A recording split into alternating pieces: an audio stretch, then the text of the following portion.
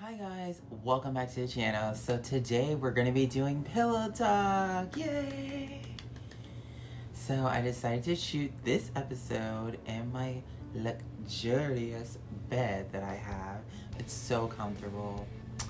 Oh, if only you guys were here with me. But yeah, so today's episode is going to be just a quick episode of pillow talk. I know I haven't done it in a while, and that's honestly because I did it with, my ex-partner.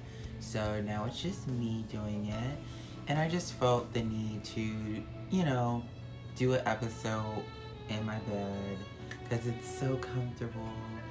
And I also like, hold on guys, sorry. Gotta grab my phone. Head east toward Litchfield Drive. I also have to add, a couple of things on this week's episode. So the first thing I wanted to discuss is just like, being in a relationship, being with someone committed and just giving your all and having that true understanding. I mean, that's ultimately what relationships are supposed to be about. They're supposed to be about that intimate setting, which is the bedroom, and having that person that you share everything with and love and that affection.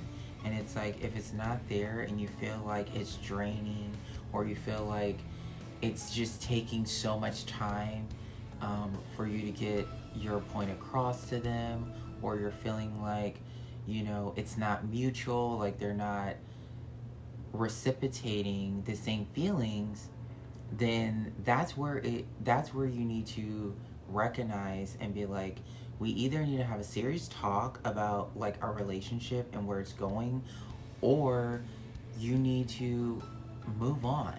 And that was like the hardest part for me in my relationship, is going through all the struggles that we went through and expecting that person to kind of like pull their own weight, and then for them not to do that, and also for them and not also feeling like connected with that person anymore. I think that was like one of the biggest challenges for me, per se, because I always like to be somewhat affectionate. I mean, I am an affectionate person, but then at the same time, I have my days where I'm like a total bitch and I don't want to be touched, and I don't want no one caressing me or hugging me, or things like that.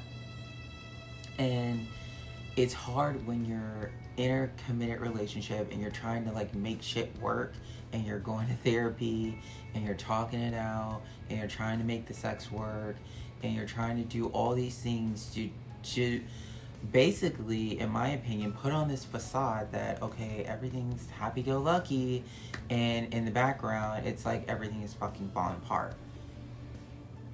And I feel like a lot of couples deal with that. They deal with that intimacy issues. They deal with that negative feedback from family members or friends or co-workers, or from just anybody that would be hating on the relationship.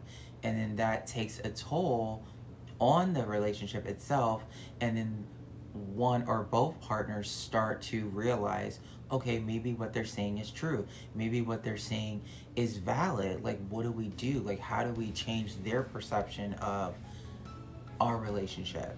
And one of the things that I have been told is, when you are starting out with a relationship, don't mention any negative stuff about your partner to any of your family, your friends, your family, co-workers.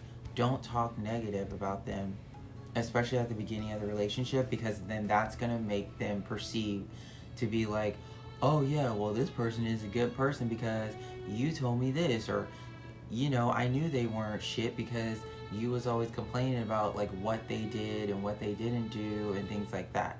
So that's why I have to say is like, it's really a fine line between like love and hate, definitely, but also like managing your relationships and making sure that they stay healthy, because of course no one has like a perfect relationship, but at the same time it's like you still need to be able to digress and maneuver, especially when things are feeling like they're running stale. That's where you need to pull out all the stops. That's where you need to start doing like things that you haven't done for your partner, so things that they really like. That is going to help bring that spark back to the relationship, without sacrificing the relationship in the end, because that's ultimately what is going to happen. Is you're going to sacrifice all of that, everything that you've worked for, in the end, if you don't like start working on it now. So that's why I say to really put your all into your relationship. You don't have to smother the person, but at least put your all in, so that they know that you are truly there for them, and just listen. Just be a listening ear. Even if they're ranting and raving and being like, oh, my job sucks, oh, this is what's going on, try to be a listening ear, but also remembering like, hey, and encouraging them. Also, that's really important. Like, encourage your partner, encourage them to be like, you got this, it'll be okay, we'll work through this, we got this together. Those are the things that partnerships are built on, and they stand on that foundation. That is what people need to focus on if they want a long-lasting relationship. Like, even though my relationship wasn't perfect, it still lasted a couple years. Like, we were together that was the longest relationship I have ever had in my life. So, in my young life. So, for me, I did take some things away from that relationship, good and bad. And now I know what to do when I do finally get my next partner, which hopefully is soon. Keeping my fingers crossed. But yeah, that's kind of what I wanted to talk about some more. I'm definitely going to do some more of these videos, because I love talking about relationships and love and just being there for your partner. And I definitely want to thank you guys for listening today. And love you guys. Mwah. And don't forget to like, subscribe, and share my channel, please. And remember that that's bougie. And bye for now.